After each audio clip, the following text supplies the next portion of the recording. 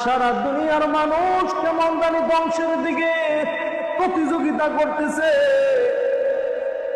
কে কার আগে জাহান্নামের আগুনে যেতে পারে এটা নিয়ে প্রতিযোগিতা। কে কি পরিমাণ গুনাহ করতে পারে এটা নিয়ে প্রতিযোগিতা। কে কি পরিমাণ নাফরমানি করতে পারে এটা নিয়ে প্রতিযোগিতা।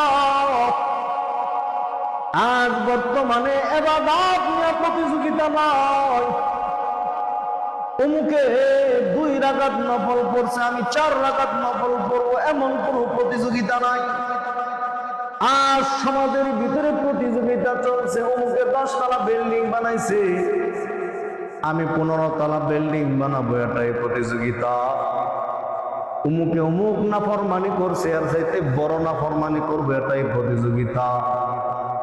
অমুক অমুক জায়গায় গানের মঞ্চ বানায় নাফরমানি জমিনের মধ্যে করতেছে, সেও প্রতিযোগিতা করতেছে। অমুকে যদি 1 লক্ষ টাকা খরচ করে গানের অনুষ্ঠান করতে পারে, আমিও 2 লক্ষ টাকা খরচ করে গানের অনুষ্ঠান করে তার চাইতে বেশি আগায় যাব। এইভাবে মানুষের মধ্যে গুনাহের প্রতিযোগিতা চলতেছে, নেক আমলের প্রতিযোগিতা নাই। অমুকে 1 কোরআন খতম করছে আমি 2 কোরআন খতম দেব।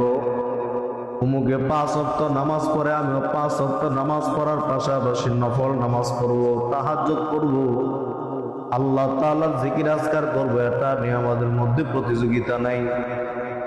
এই জন্য মুসলমানের আজকে অধঃপতন দেখা দিছে, মুসলমানদের বংশের দ্বার প্রান্তে চলে গেছে। মুসলমান আর মুসলমানিত্ব নাই, মুসলমানের মধ্যে ইহুদি খ্রিস্টান বিজাতিদের কালচার তাদের মধ্যে চলে আসতেছে।